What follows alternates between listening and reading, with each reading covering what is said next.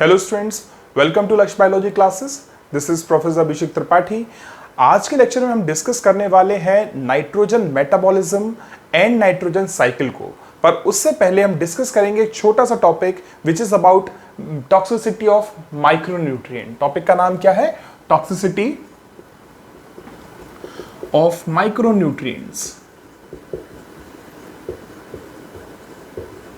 देखिए, previous lectures में हमने एक चीज नोटिस की थी कि एक क्रिटिकल कंसंट्रेशन से अगर माइक्रोन्यूट्रिएंट या फिर जो भी मिनरल न्यूट्रिएंट्स हैं वो कम हो गए तो कंडीशन को बोलते हैं अपन लोग डेफिशिएंसी, है ना। और डेफिशिएंसी अगर किसी मिनरल की होगी तो प्लांट डेफिशिएंसी सिम्टम शो करेगा। पर क्या किसी मिनरल का अमाउंट क्रिटिकल कंसंट्रेशन से बढ़ेगा तो क्या प्लांट टॉक्सिसिटी सिम्टम शो करेंगे? तो ऑब्वियसली प्लांट डेफिशिएंसी सिम्टम भी शो करते हैं और टॉक्सिसिटी सिम्टम्स भी शो करते हैं। कैसे पता चलेगा कि कोई मिनरल है वो टॉक्सिक हो गया है प्लांट के लिए? तो इसके लिए एक स्टेटमेंट एनसीईआरटी में मेंशन किया गया है जो आपको याद रखना है। Statement is any mineral ion concentration in tissue that reduces the dry weight of tissue by 10% is called toxic, is considered as toxic. मतलब समझ रहे हैं? टिश्यू में क्या बोल रहा हूं मैं, जो टिश्यू है हमारे पास, प्लांट टिश्यू है, उस प्लांट टिश्यू के वेट को, उस प्लांट टिश्यू के ड्राई वेट को ऐसे लिख देते हैं। किसी भी प्लांट टिश्यू के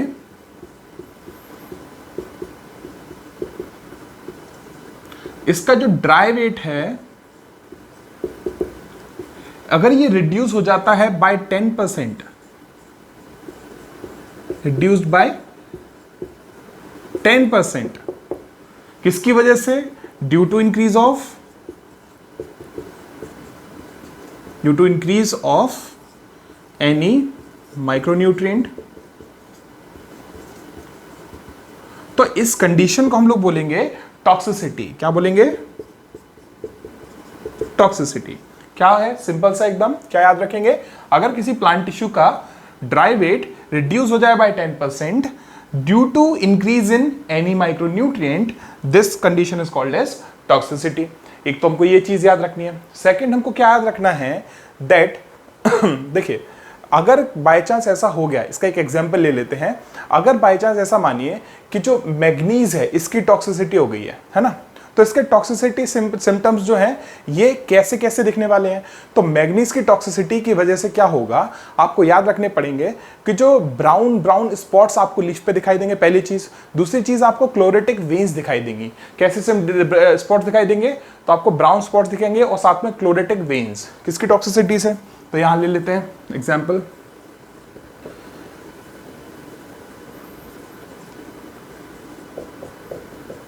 मैग्नीज की टॉक्सिसिटी से क्या हो जाएगा? मैग्नीज की टॉक्सिसिटी से ब्राउन स्पॉट्स आएंगे। ठीक है, क्या हो जाएगा? ब्राउन स्पॉट्स आ जाते हैं। उसके अलावा और क्या हो जाएगा? इसके अलावा यहां पे क्लोरेटिक वेन्स वाली कंडीशन आएगी। Brown spots and chlorotic veins, ये सिम्टम्स दिखते हैं किसकी टॉक्सिसिटी से? तो ये सिम्टम्स दिखते हैं मैग्नीज की टॉक्सिसिटी से। समझ रहे हैं? किसकी टॉक्सिसिटी? मैग्नीज। अब याद रखना, it is important to know that manganese competes with iron and magnesium for uptake and with magnesium और फॉर बाइंडिंग विथ एंजाइम्स। हमें क्या याद रखना है?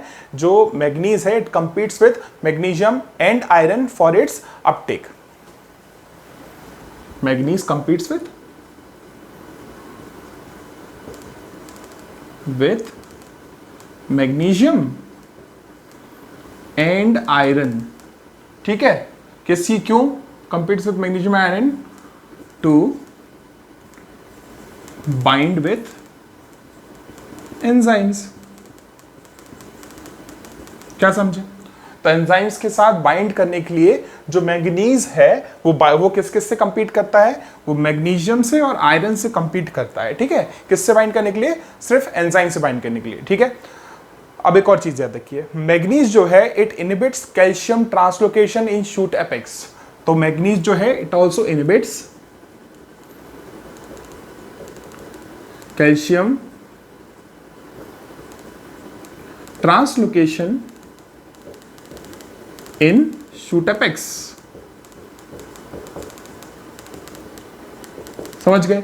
तो मैग्नीज जो है इसने क्या किया, पहली बात तो मैग्नीज की अगर टॉक्सिसिटी होगी तो ब्राउन कलर के स्पॉट्स आ जाएंगे लीव्स पे, और जो वेन्स हैं वो येलो येलो कलर की दिखाई देंगी, मतलब क्लोरेटिक वेन्स हो जाएंगी। उसके अलावा जो मैग्नीज था it was competing with magnesium and iron, manganese magnesium iron से कंपीट करेगा टू बाइंड विथ एंजाइम्स, एक ये चीज हमको याद रखनी है। एक और चीज, it inhibits calcium translocation in shoot apex, समझ रहे हैं। तो अगर बाय चांस मैग्नीज की अगर कट की टॉक्सिसिटी बहुत ज्यादा इंप्रूव हो गई या बहुत ज्यादा इंक्रीज हो गई तो इससे हमें क्या हो जाएगा, इससे आयरन मैग्नीशियम और कैल्शियम की भी क्या होगी, डेफिशिएंसी होगी। तो मैग्नीज क्या करेगा, leads to iron magnesium and calcium deficiency.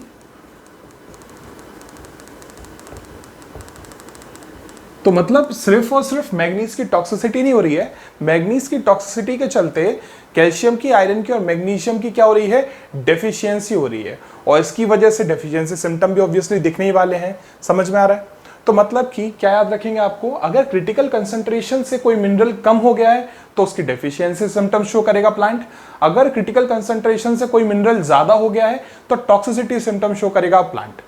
कब बोलोगे कि आप कोई प्लांट में मिनरल टॉक्सिसिटी हुई है, जब प्लांट का ड्राई वेट 10% रिड्यूस हो जाए।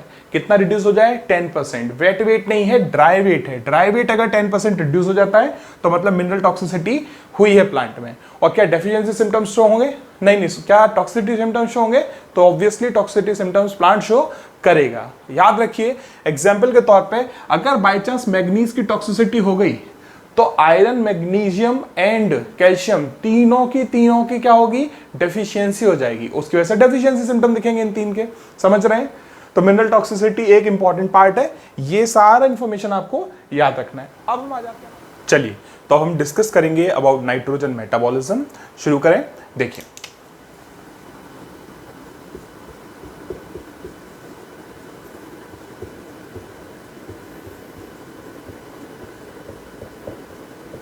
अब नाइट्रोजन मेटाबॉलिज्म हमको याद रखना है। नाइट्रोजन मेटाबॉलिज्म में टोटल दो प्रोसेस हम पढ़ने वाले हैं। First one is nitrogen cycle and second one is biological nitrogen fixation. दो पार्ट हम पढ़ेंगे। एक क्या पढ़ेंगे हम लोग, हम फर्स्ट पढ़ेंगे nitrogen cycle and second one is biological nitrogen fixation.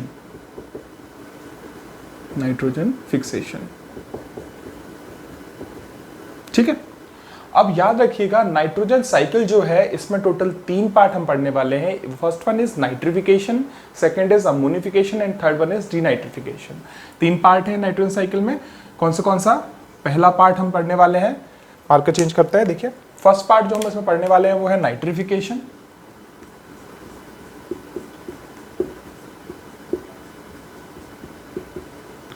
Second is ammonification,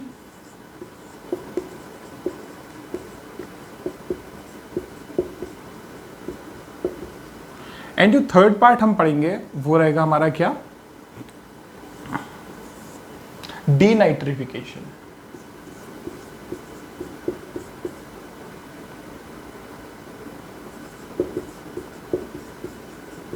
तो तीन पार्ट हम यहां पढ़ने वाले हैं नाइट्रोजन साइकिल में, और जो सेकंड पार्ट हम पढ़ने वाले हैं वो है biological nitrogen fixation.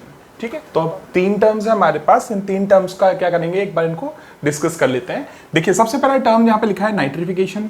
Nitrification simple सा है। नाइट्रिफिकेशन में क्या होगा, अमोनिया जो होता है, क्या चीज, ammonia is converted to nitrite and nitrite is converted to nitrate. बस अमोनिया से नाइट्राइट, नाइट्राइट से नाइट्रेट का फॉर्मेशन करने के लिए इनका ऑक्सीडेशन किया जाएगा, और इस प्रोसेस में किसका फॉर्मेशन हो जाएगा, अल्टीमेटली नाइट्रेट का फॉर्मेशन हो जाएगा। उस प्रोसेस को हम लोग क्या बोलेंगे, तो प्रोसेस को हम लोग बोलेंगे नाइट्रिफिकेशन। नाइट्रिफिकेशन टेक्निक में अमोनिया से बनेगा नाइट्राइट, नाइट्राइट से बनेगा नाइट्रेट, और इस प्रोसेस को क्या बोलेंगे, नाइट्रिफिकेशन। एक और टर्म यहाँ पे लिखिए, अमोनिफिकेशन। अमोनिफिकेशन में क्या होगा, यहाँ पे डिकम्पोजिशन होगा किसका, ऑर्गेनिक नाइट्रोजन का, जो कि किसके अंदर प्रेजेंट है, प्लांट्स और एनिमल्स के अंदर है। तो बाय डिकम्पोजिशन ऑफ, ऐसा बोल सकते हो, ammonia is formed by decomposition of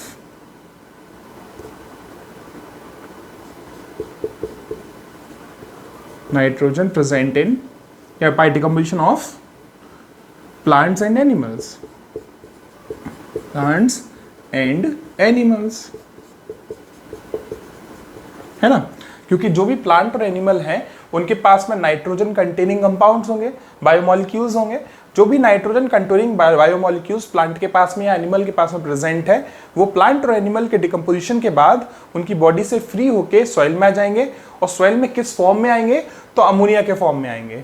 ऐसा कहाँ पर ह्यूमन बॉडी में या फिर एनिमल बॉडी या प्लांट बॉडी में आपको नाइट्रोजन कौन से कंपाउंड में मिल सकती है? तो प्रोटीन्स हुए, अमाइनो एसिड्स हैं, प्रोटीन्स हैं, उसके अलावा आपको विटामिन में नाइट्रोजन मिल जाएगा, नाइट्रोजनस बेसिस जो न्यूक्लिक एसिड के होते हैं उनमें नाइट्रोजन मिल जाएगा। जैसे मल्टीपल एरियाज हैं, मल्टीपल बायोमोलिक्यूल्स हैं जिनके अंदर आपको क्या मिल सकता है? नाइट्रोजन मिल सकता है। और उस नाइट्रोजन को डिकम्पोज करके अमोनिया में कन्वर्ट करना, इस प्रोसेस को हम लोग क्या बोलेंगे? अमोनिफिकेशन। क्या बोलेंगे? अमोनिफिकेशन। अब देखिए डीनाइट्रिफिकेशन टर्म पे आ जाते हैं। नाम सुन के ही लग रहा है कि इसमें कुछ ना कुछ ऐसा हुआ है जिससे कि सॉइल का नाइट्रोजन निकल गया हो और एटमॉस्फेयर में वापस आ गया हो। तो वापस आने के लिए डी टर्म यूज करते हैं। डीनाइट्रिफिकेशन मतलब क्या होगा? यहां पे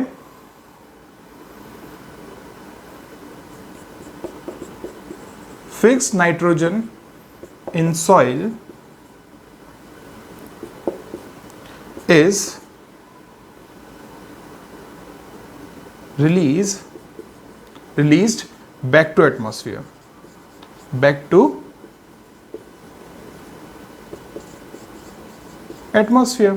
तो जो भी फिक्स नाइट्रोजन थी कहां पर? सॉइल के अंदर, उसको अगर फ्री फॉर्म में रिलीज करवा दिया जाए एनवायरनमेंट में वापस से, तो इस प्रोसेस को हम लोग क्या बोलेंगे? तो इस प्रोसेस को हम लोग क्या बोलेंगे?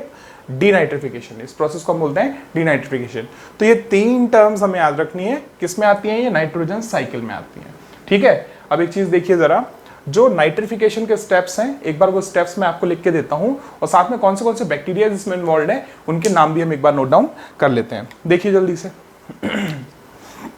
सबसे पहली बात, आपको पता है अमोनिया को ऑक्सीडेशन करवा के क्या बनवाना है? नाइट्राइट का फॉर्मेशन करवाना है। तो पहले वो करवाते हैं। तो यहां पे क्या होगा?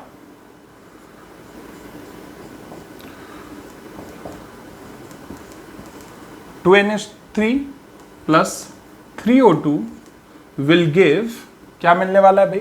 2NH3 plus 3O2 will give 2NO2 plus 2H plus and 2 water. 2NO2 plus 2H positive और साथ साथ में हमको मिलेंगे 2 वाटर मॉलिक्यूल्स। ठीक है, अब इंपॉर्टेंट चीज क्या है कि यहाँ पे बैक्टीरिया जो यूज हुए हैं वो कौन कौन से हैं? तो जो बैक्टीरिया यहाँ पे यूज हुए हैं वो है नाइट्रोसोमोनास एंड नाइट्रोबैक्टर। क्या याद रखेंगे? Nitrosomonas and Nitrobacter. मैं ऐसे मेंशन कर देता हूं, नाइट्रोसोमोनास एंड नाइट्रोबैक्टर। तो अभी हमने क्या किया? अभी हमने अमोनिया से बनाया है क्या?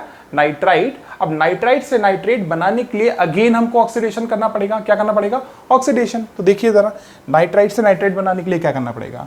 नाइट्राइट नाइट्रेट बनाने के लिए हमको क्या करना पड़ेगा? NO2 माइनस प्लस, इसमें हम क्या चीज ऐड कर देंगे? ऑब्वियसली ऑक्सीजन ऐड करेंगे ऑक्सीडेशन करने के लिए। तो ऑक्सीजन ऐड करते ही क्या चीज बनेगी? यहाँ पे बन जाएगा